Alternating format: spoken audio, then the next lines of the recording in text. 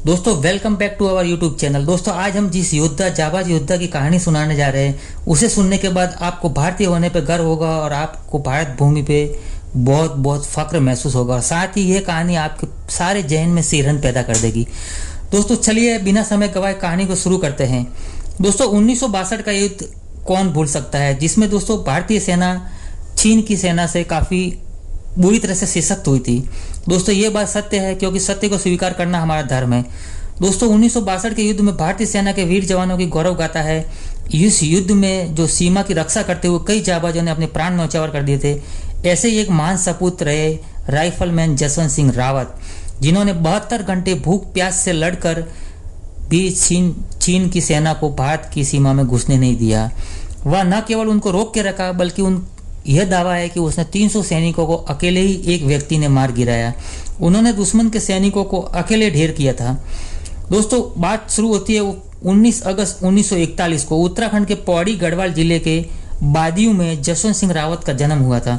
17 साल की उम्र में वे सेना में भर्ती होने चले थे। चूंकि मातृभक्ति और मातृभूमि के प्रति रक्षा उत्तराखंड के लोगों में कूट कूट की भरी होती है। दोस्तों 17 साल की उम्र में जाने के कारण उनकी उम्र कम थी, लेकिन तब उन्हें सेना में नहीं लिया गया। हालांकि 19 अगस्त 1960 को जसवंत सिंह को बतौर सेना में राइफलमैन शामिल कर लिया गया। 14 सितंबर 1961 को उनकी ट्रेनिंग पूरी हुई और इसके बाद एक साल के बाद यानी कि 17 नवंबर 1962 को चीन ने अरुणाचल प्रदेश पर कब्जा करने की नीयत से भारत पर हमला कर दिया। दोस्तों युद्ध में काफ़ी कम बटालियन होने के कारण भारतीय सेना ने उन्हें वापस आने के लिए बोल दिया, क्योंकि चीन के सैनिक बहुत ज़्यादा थे और भारत के सैनिक बहुत कम थे। जब सेना की टुकड़ी कम होने के कारण और दूसरा युद्ध के जो मैदान है वहाँ पे उसको बैकअप समय पे नहीं पहुँचा सकने के कारण सेना ने ये डिसाइड किया कि हम वापस लौट के जाएंगे और ये पोस्ट खाली कर देंगे। लेकिन दोस्तों उसी में छुपे हुए थे भारत के 3 जाबाज। दोस्तों सुबह करीब 5 बजे चीनी सैनिकों ने सेला टॉप के नज़दीक धावा बोल दिया, जहां मौके पर तैनात राइफलमैन की जो डेल्टा कंपनी थी उनका सामना हुआ। दोस्तों जसवंत सिंह रावत इसी कंपनी का हिस्सा थे। 17 नवंबर 1962 को हुई इस लड़ाई में अगले 72 घंटे तक जारी रही। दोस्तों चीनी सेना भारतीय सेना पर हावी होती जा रही थी। अब भारतीय सेना ने गढ़वाल यूनिट छोटी बटालियन को वापस बुला लिया, लेकिन जसवंत सिंह और लांस नायक त्रिलोक सिंह नेकी और गोपाल गोसाई ये तीनों जाबाज वापस नहीं लौटे और उनका कहना था कि हम मरेंगे तो मातृभूमि के लिए और जिएंगे तो मातृभूमि के लिए, लेकिन हम दुश्मन को पीठ दिखाकर वापस नहीं लौट सकते। दोस्तों उनका मकसद था कि चीनी सेना से मशीन गन को छुड़ाना चाहते थे। दोस्तों अब तीनों जवान चट्टानों और झाड़ियों के पीछे छिपकर भारी गोलीबारी से बचते हुए चीनी सेना के बंकर के करीब जा पहुंचे। महज 15 यार्ड की दूरी से हैंड ग्रेनेड फेंकते हुए दुश्मन की सेना के कई सैनिकों को मार दिया, पूरा बंकर उड़ा दिया और साथ में मशीन गन छीन कर लेके आ गए। दोस्तों इससे पूरी लड़ाई की दिशा ही बदल गई। चीन का अरुणाचल को जीतने का सपना पूरा नहीं हो सका। हालांकि इस गोलीबारी में त्रिलोकी और गोपाल दोनों मारे गए। दोस्तों मातृभूमि के 2 प्यारे और वीर सपूत और बड़े जाबाज व्यक्ति इस युद्ध में शहीद हो गए। दोस्तों अपने 2 साथियों को खोने के बाद भी जसवंत सिंह अकेले ही लड़ते रहे। दोस्तों लड़ते लड़ते चीन की जो सेना थी उसे चकमा देते हुए वह एक पहाड़ी से दूसरी पहाड़ी के पीछे, दूसरी पहाड़ी से तीसरी पहाड़ी के पीछे और अलग अलग जगह पर अपनी गन की पोजीशन देते हुए चीनी सेना को चकमा देते रहे।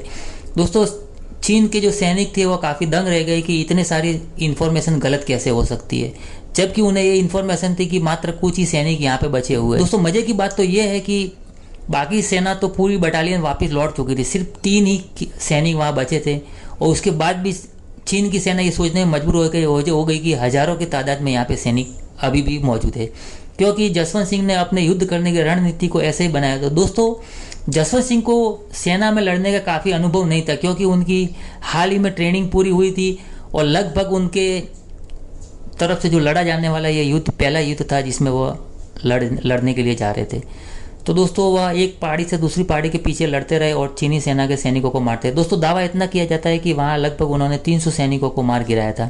दोस्तों जब जसवंत सिंह अकेले लड़ रहे थे तो वहाँ लोकल चारावा जो गाय भैंस को चराने आते हैं उस एक फैमिली की नज़र उन पर पड़ती है। जब उन पर नज़र पड़ती है तो वह देखती है कि एक अकेला योद्धा इतने सारे सैनिकों के साथ कैसे लड़ सकता है। वह उनके दिल में एक दया जागती है और वो उन्हें राशन पानी और कुछ हेल्प करने के लिए आगे बढ़ते हैं। क्योंकि दोस्तों वो लोग काफ़ी ट्रेंड नहीं थे तो वो चीनी सेना की नज़रों में आ जाते हैं और चीनी सेना उनको बंदी बना लेती है। और बंदी बनाने के बाद जब उनसे सच पूछा जाता है तो उन्हें पता चलता है कि पहाड़ी के पीछे जिसे पूरी बटालियन समझ रहे हैं वहाँ सिर्फ एक ही सैनिक लड़ रहा है। दोस्तों ये सुनकर जो चीन की सेना थी उसका हौसला बढ़ जाता है और वह जसवंत सिंह को गोली मार देते हैं। दोस्तों जसवंत सिंह के ऊपर इतनी सारी सेना एक साथ हावी होने लगती है और वह अंत में शहीद हो जाते हैं। दोस्तों मरने के बाद जसवंत सिंह का सर काटकर चीनी सेना अपने साथ ले गई थी, जो बाकी सब तीनों सैनिकों का भी सर काट के वह अपने साथ ही ले गई। दोस्तों जब चीन की सेना को पता चला कि एक भूखा प्यासा योद्धा 72 घंटे तक लड़ता रहा और हमारे इतने सारे सैनिकों को अकेले एक सैनिक ने मार गिराया, तब उन्होंने उनको वहाँ काफ़ी सम्मान दिया और सम्मान के साथ उनका सिर वापस भारत को लौटा दिया। दोस्तों यही नहीं, उन्होंने एक तांबे का सिर बना के भारत को वापस लौटा दिया, जो आज भी उनके स्मारक में यानी कि उनके मंदिर में वहाँ पड़ा। दोस्तों जसवंत सिंह को मानते हैं कि वह आज भी जीवित है, आज भी दोस्तों वह पहरा देते हैं और आज भी उनको वही सैलरी मिलती है, उतनी छुट्टियाँ मिलती है और दोस्तों उनको प्रमोशन भी मिलता है।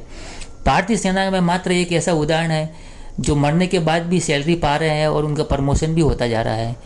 दोस्तों आशा करते हैं आपको ये कहानी काफ़ी अच्छी लगी होगी। दोस्तों गर्व है हमें इंडियन आर्मी पर। अगर आप भी भारतीय सेना से काफ़ी लगाव रखते हैं और भारतीय सेना से प्यार करते हैं तो दोस्तों इस वीडियो को लाइक और चैनल को सब्सक्राइब जरूर करें, ताकि हमारा ये आपको कहानी सुनाने का मकसद पूरा हो और हम आपको भारतीय जाबाजों की इसी तरह कहानियाँ सुनाते रहे।